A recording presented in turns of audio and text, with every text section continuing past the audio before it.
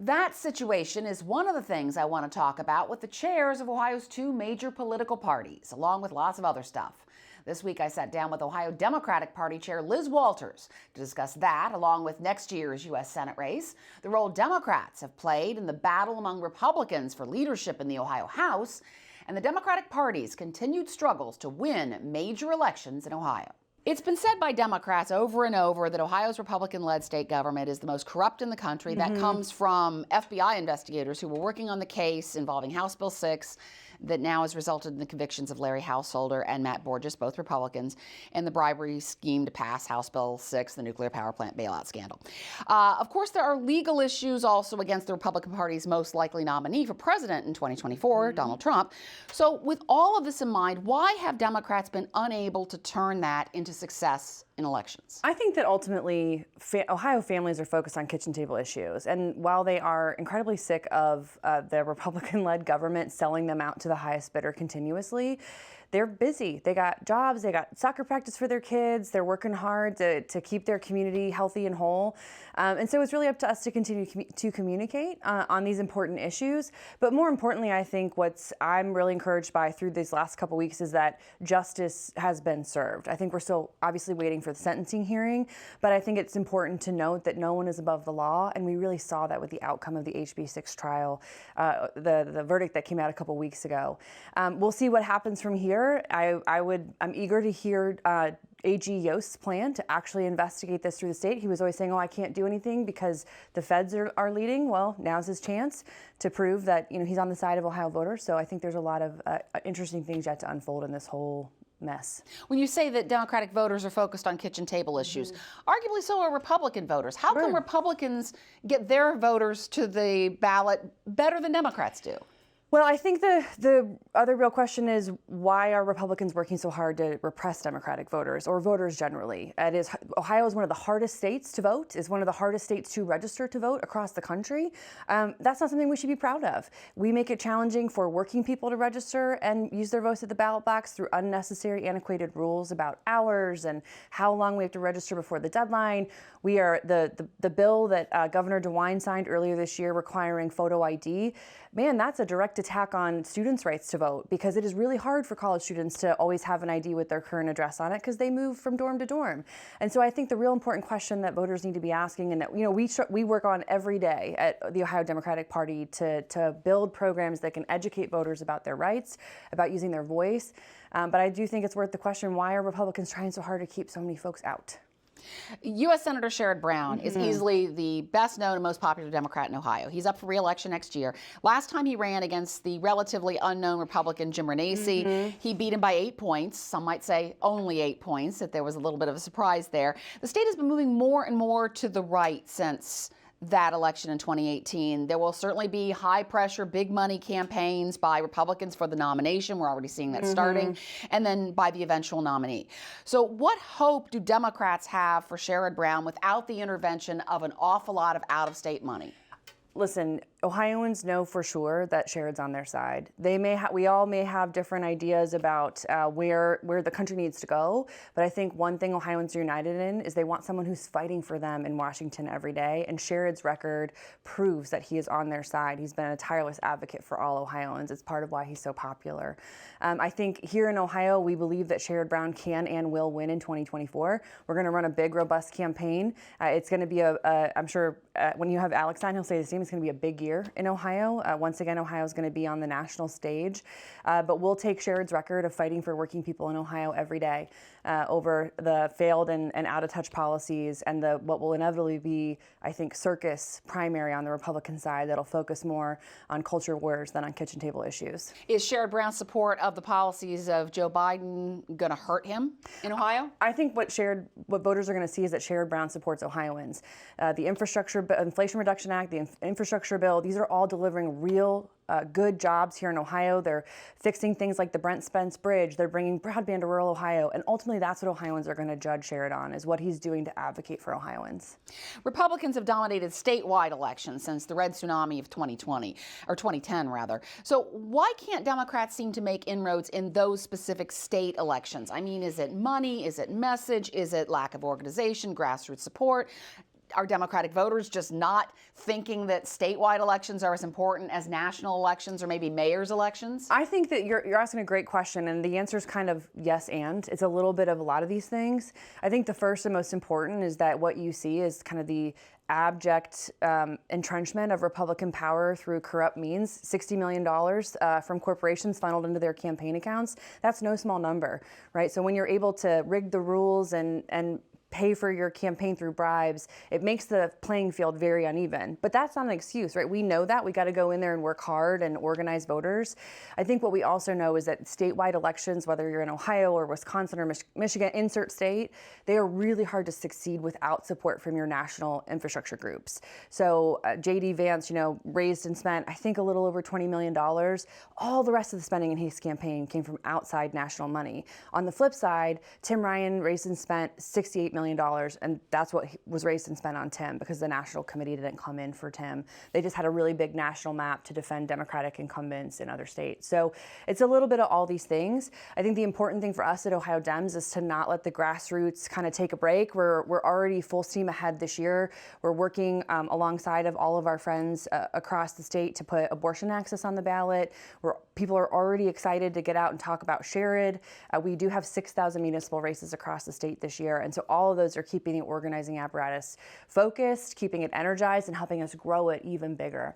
I think the one thing I'll add, though, too, is that when we look at where the Ohio Democratic Party has come from over the last couple of years, to your point, we're very aware that this is a long-term path for us. Ohio has changed. There's been a lot of geographic realignment, a lot of population shifts, a lot of just kind of demographic shifts within both parties. And for us, really being able to say to all of our volunteers, to all the people that come out and support us is, progress matters, progress is important. And so in 2022, Ohio Democrats did something we haven't done since 2008, which was win a competitive congressional race. And we didn't just win one, we won three. We ousted a 20-year incumbent in Cincinnati. We protected Marcy Kaptur in a seat that was absolutely drawn for her opponent.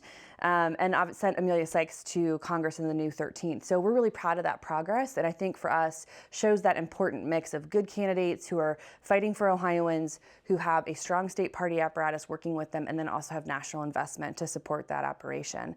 So that's for us kind of that magic formula that we're working to replicate in 2024. Tim Ryan, when he campaigned, talked about going out into rural areas and really reaching some people that have, I mean, when you look at the Ohio electoral map, it really changed from blue to red pretty dramatically in those rural areas. Did that work? I mean, he lost, of course, but did that work, and did it work at the expense of urban voters? That's a great question. I think the answer for Tim is yes. Tim succeeded wildly in connecting with voters all over Ohio. It wasn't enough. It didn't get quite far enough. What we saw for Tim is he actually improved performance in 84 of Ohio's 88 counties for Democratic performance comparative to the last election. And some of those biggest swings were in rural Ohio in places like Tuscarawas County, in Lake County. It's kind of a mix now. It's a growing suburban county, but places where we've been mindful that we want to rebuild some support or really push our gains where we're continuing to grow our support. So as that map of the future realigns for us, it's important that we fight for every part of Ohio. There's no voter that doesn't, in any geography in Ohio that doesn't hear from us, but also knowing, to your point, that ultimately population is continuing to shift and move into those big urban regions across the state, particularly along the I-71 corridor, whether that's anybody that lives in Columbus, I don't have to tell you, right? The world is changing here even more. And so for us, that's a huge part of our focus moving forward. We just didn't get enough done in those communities over the two years of the race to get the turnout where we wanted it to be. Did having two mayors with records that many Democrats saw as good records help or hurt you in 2022 in the governor's race? I mean, could things have been different if Nan Whaley had run unopposed in the primary and not had to spend that money, and maybe John Cranley could have run in another race? Oh man, Karen, you're asking me to talk about party primaries. It's like talking about a fight inside your family. I think that, listen, there's an argument for both. Clear fields help money pile up. They make you more well-resourced. Good primaries make you a better candidate. They help you refine your message. They help you get around the state more earlier. So there are pros and cons to that primary structure. I think ultimately at the end of the day, what we saw, not just here in Ohio, but across the country, was voters were willing to give credit to Republican governors who they didn't view as the Doug Mastrianos in Pennsylvania. And while I don't agree with Mike DeWine's policies and I don't necessarily agree with that perspective of him, a lot of voters did, right? And I think as we move into 2024, DeWine's in the rear view. The fight is the future and who those candidates are going to be in the Senate. And that what is brewing to be an even nastier fight this time around than it was 2 years ago. But for Mike DeWine, J.D. Vance would not be a senator. They're not going to have that this year. They're going to have to go up against the best fighter that working Ohioans has ever had on their side in Washington, who's been a consistent, strong performer on the ballot. The leadership battle in the Ohio House, I want to talk a little bit about that. That's still going on. Democrats did help Jason Stephens become Speaker over Derek Merrin. Republicans in the Ohio House, though, are still very conservative, and there are bills that both Stephens and Merrin want that Democrats certainly do not want. So do Democrats who are in the super minority feel that they have a rare opportunity to affect change on legislation, or is it really just the lesser of two evils for them? Well, the lesser of two evils is an interesting statement. I think that there's probably, in an environment where your two choices are two Republicans who don't align with our values, it's a tough choice to make no matter what. I think what we know for sure, what I know that Leader Russo is doing and all the leadership team in the House and the Senate are focused on is what is best for Ohioans, what are the things that are on their mind that we can fight for, and what we're seeing right now in the State House is while they continue to do inter-party fighting with personal vendettas and agendas and mudslinging, Democrats are working on rail safety. Democrats in the House are working on building out infrastructure in communities across Ohio. No matter what plays out over here, what you can count on is that the Ohio House Democrats are working every day for the concerns and cares of their community. Is there any concern that Democrats are working with Jason Stephens? I mean, certainly Derek Merrin has talked about he's concerned about Democrats working with Jason Stephens. Yeah. Is there any concern by Democratic voters that Democrats have aligned with this Republican leader? Listen, we're very clear-eyed. We're in the super minority. We're going to work with people who want to get things done for working Ohioans, bottom line. And if that's Jason Stephens, they will have conversations with him. Leader Russo has been very clear that if the other alternative caucus, if you will, has a bill that aligns with something we care about, she'll talk with them too. It doesn't seem to happen very often, unfortunately. But the Leader Russo and Ohio House Democrats and the Ohio Senate Dems, they're focused on what can we do to move the needle to help the people of Ohio, and we'll work with whoever we have to get that done. How concerned are Democrats about the proposal that would require 60% voter approval for constitutional amendments? That was one of the issues that Derek Merrin had identified as a key issue for him as he became Speaker. What are Democrats thinking about this? It is stunning to me, again, that in an age when Ohioans are focused on rising costs of food, on prescription drugs, on community safety, all that Derek Merrin and his colleagues can think about is how to take their power away from them at the ballot box. You talk about a party that wraps themselves in this concept of freedom. I don't understand how this in any way does anything but remove the freedom of Ohioans to speak their voice at the ballot. The Ohio constitutional amendment process is already very difficult. It is not in any way easy. There is a lot of hoops you got to jump through. You have to check in with many state offices. You got to gather hundreds of thousands of signatures in order to pass any amendment at the ballot. So I think to assert that this somehow is going to protect the Constitution is so very wrong and is not at all based in reality. What it is a naked power grab by Republicans to try and strip away the voices of working families all across Ohio to shore up their power. I think that there might be some Republicans who say that this is just about abortion. You're sounding like it's about more than abortion. It is abortion. About so much more than that. If you believe in the right of people to organize a union, if you believe in the right of people to have a living wage, if you care about safe communities, if you care about having strong businesses, this could impact bonding issues in the state. This has so many important questions, whether no matter who you are, what you how you identify in your life as a family member, a working person, as someone who cares about criminal justice, as someone who cares about community safety.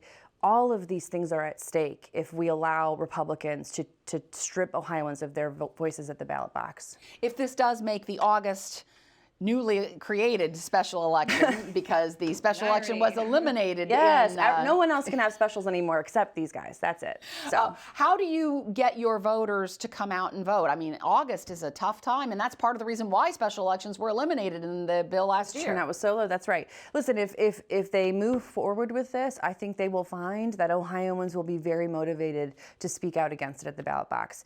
The coalition working against this bill is not one I often see in politics at the state or national level, whether it's business, labor, progressive groups, and there are plenty of groups on the right. The biggest funders who work to push this back in other states, they've tried to do this in Arkansas, South Dakota, Arizona, and Americans for Prosperity were one of the biggest funders against this move. And so I think you'll find a very interesting coalition of people who believe in the freedom of voters to speak their mind at the ballot box. There are two distinct paths I hear people talk about when they want Democrats to pursue success. One is that that Republicans have done this and found success in embracing the furthest ends of the ideological spectrum, the most extreme areas or whatever, and that Democrats should go ahead and do that because Republicans have had success with that. But what's the problem with that? Does that potentially alienate more people rather than bringing in more people? Yeah, I think as you look at the historic voter rolls in Ohio, we're one of the only states that are what we call an open primary system. So you don't have to pre-register with the party to vote in a primary. You can roll in any primary election and request a Republican ballot or a Democratic ballot. So the rolls are always shifting. But one thing we've seen consistently across both parties is that more and more people are identifying as independents. And so I think what's most important is for parties, rather than catering to the extremes, have to focus on what is best for the most people in our communities, for the most people in our state. And so from a policy standpoint, a value standpoint, what we focus most on is just making sure our candidates are out there talking to voters about what's on their mind, about what they're talking about at the kitchen table, and making sure that the fights we pick and the work we do is always reflective of what Ohioans need every day. And that's the other side of it, is becoming more moderate, trying to do a big tent and bring as many people as possible in, including frustrated Republicans. But that hasn't worked, has it?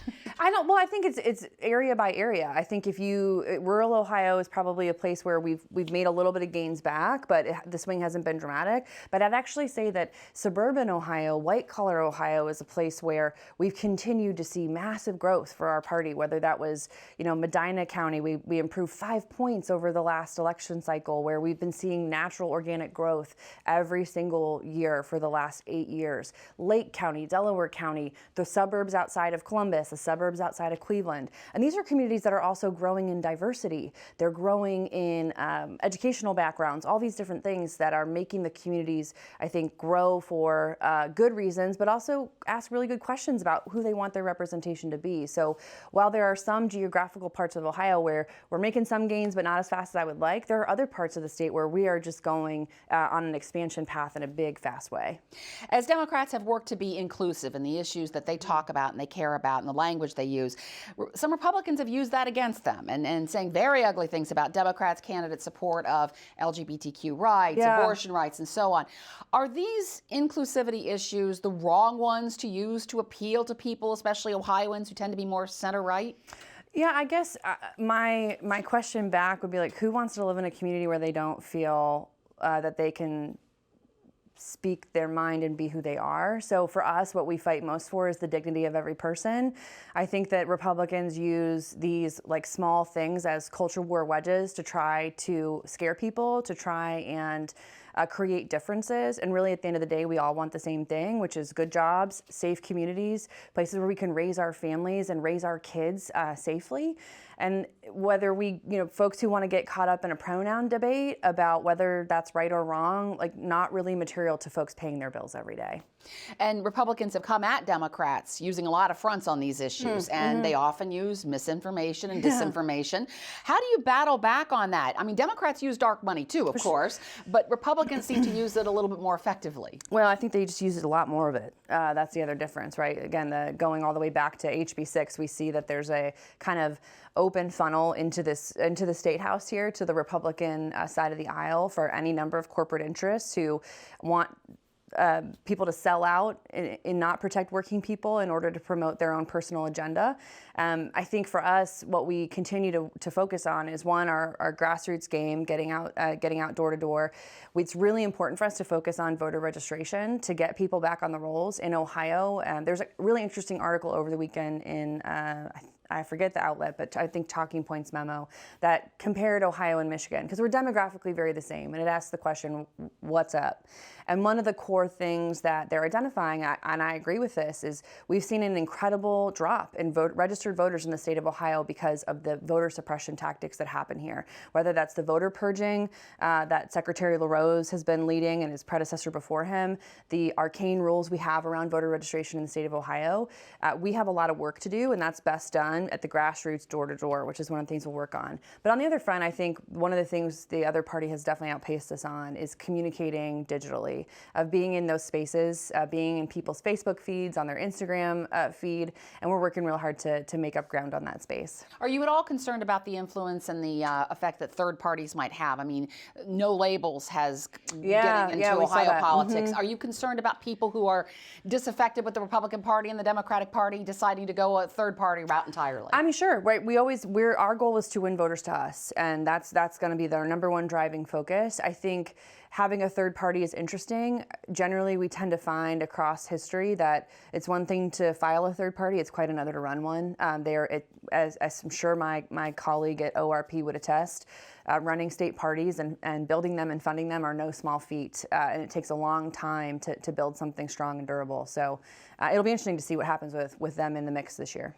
And finally, what would you tell voters who are vocal in their opposition to the Democratic Party about the party? I mean, what do you want them to know that you think could potentially reach them and change their minds? I think I would leave voters with this, to your point earlier, of, you got one group of folks who's focused on scaring you with pronouns, with questions about what we're teaching in schools.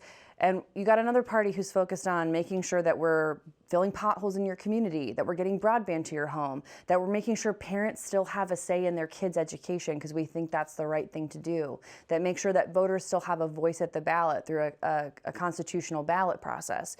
So one party's fighting to protect your freedoms, to ensure that you have economic security, and the other party is fighting with Fox News hosts. So take your pick.